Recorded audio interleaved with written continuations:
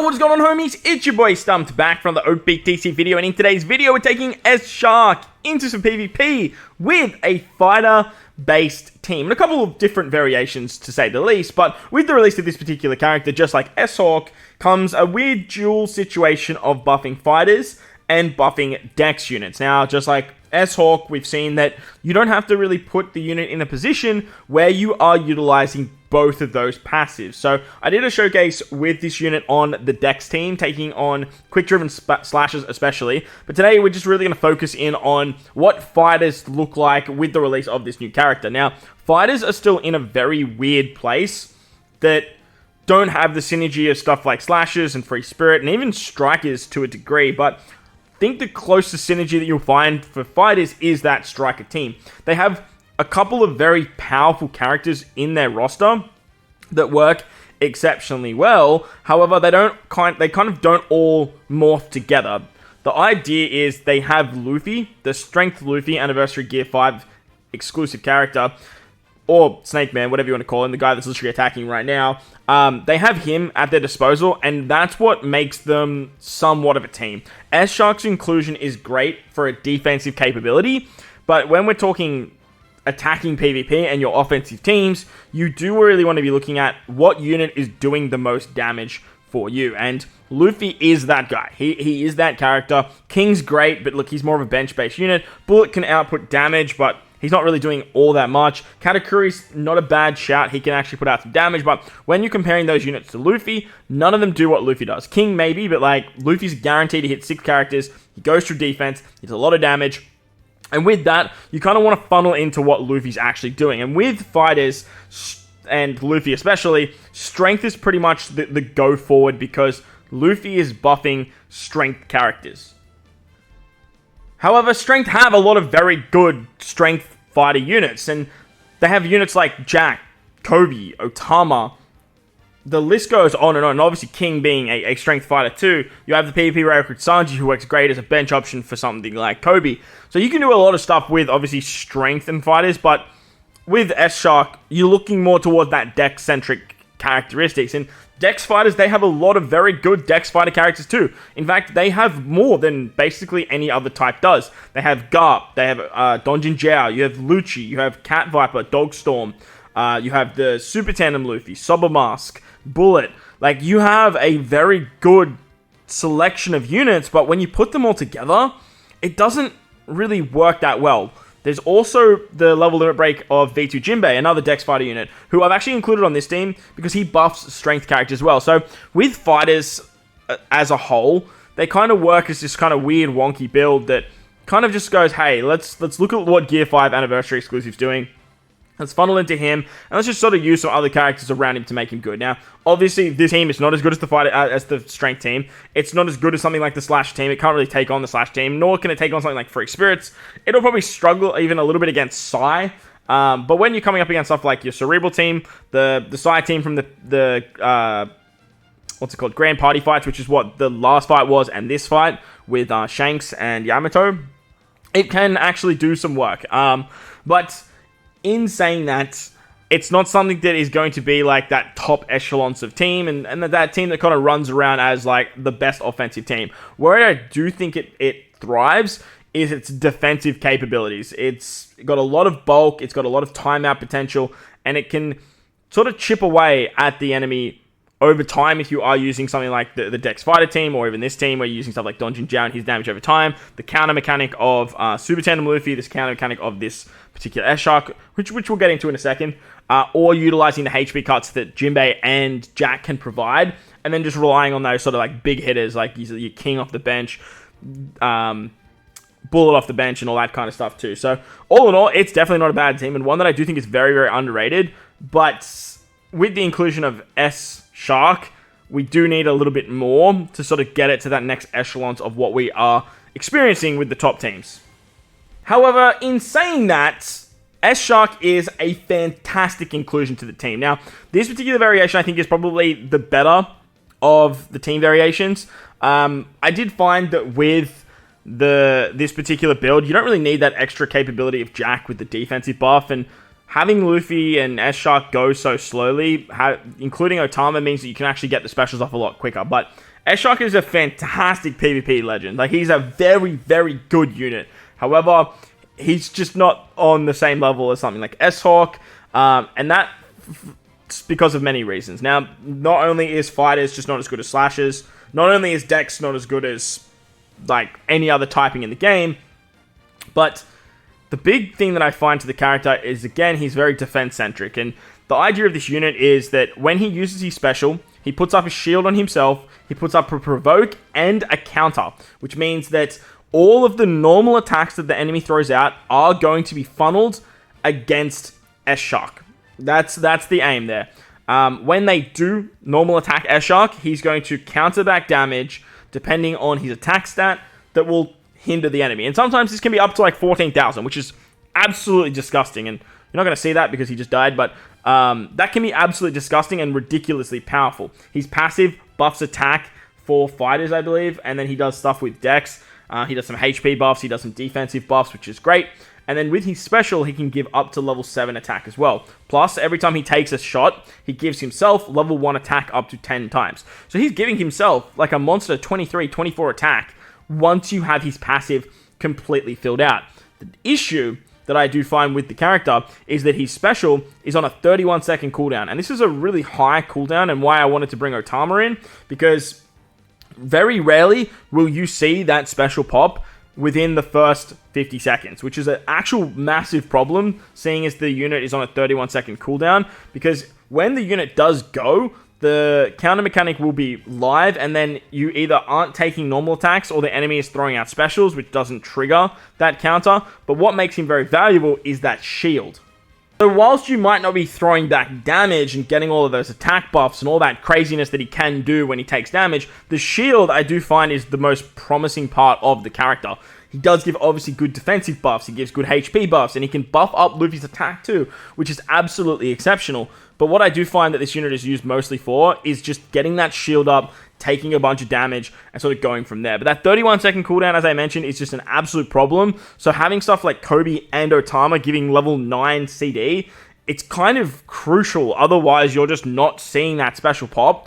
Or he's getting stuff like special binded, action binded, special reversed. He's susceptible to all of these things. However, what he's very good at is that he doesn't take half stats. So you are going to be in a position where you don't have to worry about losing the attack, you don't have to worry about losing the defense, and worry about losing all of that other stuff. Now, Kobe's a great option for fighters too, because he can give the cooldowns, and that way you can sort of see that counter mechanic pop up around the 25-second mark. But as I mentioned earlier, the downside to his counter mechanic is that if you actually get his special off early, and then the enemy has all their specials ready to go, like, this is not really going to see that much play. Like, you're not going to get that counter mechanic. You're not really antagonizing the provoke, because specials, they're not included. So as you can see, like, we have the provoke up, we have the shield, and one of Izo's 6 shots went into S-Shark, which is, it's a little bit frustrating, to be honest, to say the least.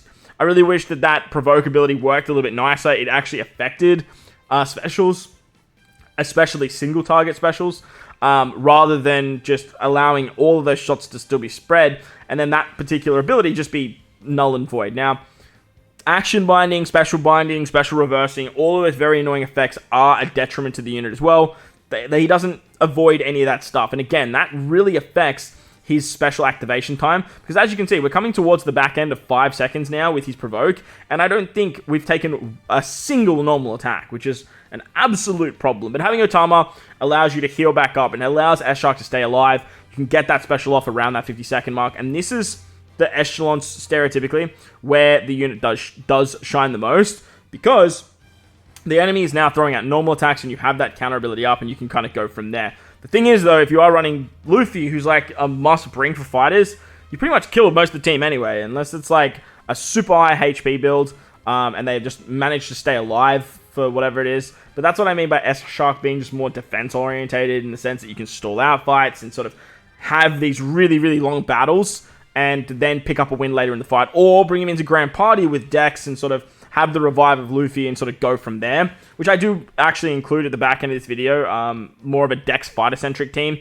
trying to see how that stally capability can actually go. But all in all, this section right here, when you hit that last 30 seconds, the enemy, all they have is normal attacks. You start throwing out 15,000 counters. That's where you are seeing the best of S-Shark. Right here with the counters and just killing units in the last 30 seconds.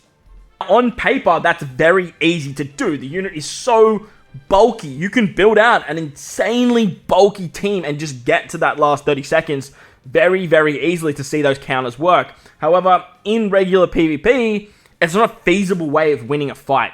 If you then throw S-Hawk into the mix, if you throw a strength team into the mix where you're getting nerfed, or you're coming up against Anniversary Luffy, or you're taking on stuff like Roger and Whitebeard, Kid, King, those units that go through defense, just absolutely boardwalk S-Shark. It's just not fair. Like in Grand Party 2, if you have to deal with a Gift 5 burst, S-Shark just cannot stand up against that, because even if you are building out these bulky teams, you're sitting around 25 HP, maybe like 30 defense. The defense now doesn't matter, so you're really looking at what HP stat you can increase the most, and then you're sacrificing very good offensive units. So whilst getting to that last 30 seconds and getting that counter mechanic off, having S-Shark do the things that he needs to do, getting to that particular point with a feasible way of winning, you don't see it very often. And that's where, again, I think being a defensive build, maybe a bit more of a bait team, and having more of a bit of a bait option for defense is where we are going to see S-Shark at his best. But as for offense, the fighter team, it's still just a weird variation of strength, or it's a weird variation of strength fighter, really, if you want to get like real technical with it. And there just seems to be better options, not for S-Shark in general, but just better options for the team that you're running when you're using the characters that you're using. When you look at stuff like what we're doing right now, like you just sort of look at it and go, well, why am I doing this when I have other very good strength characters that I could just sub in instead and just make a really good strength team, funnel more into Gear 5, more into Kobe, more into my bench, all that kind of stuff as well, and sort of just go from there. But all in all, I'm a big fan of what they're doing with S-Shark. I just hope that they release maybe some other legends or some other PvP rare recruits that can kind of work alongside him in a very good manner. Like Bullet, fantastic. King, fantastic. But when they come in, like, there's no defensive drops, there's no half stats, there's no going through defense that's based around fighter units. And because of that, poor old S-Shark does seem to get the shorter end of the stick. But like I said, I really like what they're doing with these Seraphim units. Taking the 12,000 damage on counters is really, really nice, especially with type disadvantage as well. However, I do think people sleep on fighters way too much. They are definitely something that can shake up some of the bigger teams, but when we're talking RNG factor of the PvP game mode, they just don't hit the same echelons as what the Free Spirit team's doing, what the Strength team's doing, what the Quick Driven Slasher team's doing, and definitely not what the Slasher's doing in general. They definitely can see a position where you got a really good timing of Kobe, and then Luffy goes after it, takes out the entire team, and then you just ride out the rest of the fight with your defense. That's definitely an option that will see something happening, but again, it's just more of defensive capabilities. So should you summon for S-Shark? No, I don't think you should. He's just not a character that fits into today's meta with the higher echelons teams. But if you guys are looking for more fighter options, or if you guys really love the fighter team, or if you guys really just enjoy PvP like myself, and you want to just play around with some of these other characters and see what you can do with some of these other builds, I ain't going to stop you, because these PvP characters just seem to not come back within a 6-month period, which is a huge problem in the OPTC's day and age. Because if you don't pick up the character on release, especially with an exclusive character like a PvP legend, a treasure map legend, you're just not going to see them again for so long. And that in its entirety is a huge problem in my opinion. So again, I wouldn't recommend chasing this unit, but if you really want the character, if you really like the Seraphim, whatever reason it might be, at the end of the day, if you want to use your gems, I ain't going to be here to stop you. But hopefully this particular video you did enjoy. Gave you a bit of an idea of what to expect if you do see a fighter build running around on a defensive option. But all in all, fighters, they're just really not there yet. I feel like with another legend, maybe like another Luffy legend that kind of buffs fighters in PvP. Hell, we could see something for Anniversary with what's going on in the current anime right now with the last Luffy, Gear 5, and Lucci fight. both being like predominant fighter characters within OPTC. We could definitely see some stuff there. Or we could even see like another PvP buff where they introduce some better abilities for some of these characters we already have. We obviously have like the level limit break of Otama that still needs to come out. We have level limit break of other characters that could make them very, very strong. And fighters could see a bit more of a push when it comes to the PvP game mode. But that's going to wrap up the video. Hopefully you guys enjoyed this one. A little bit longer than I expected because I forgot I had the two PKA fights as well for the video. I was going to do something on Dex Fighter, but I might save that for a separate video. So if you guys want to check that out, make sure to hit the bell notification so you don't miss any of the content. Hit the big red subscribe button if you guys haven't done so already or you're new to the channel. If you enjoyed today's video, make sure to like the video because it does help me out just like an absolute peach. But most importantly, wherever you guys are in this beautiful world, please remember to enjoy the rest of your day. As always, homies, thank you all for watching, and I'll catch you all in the next one.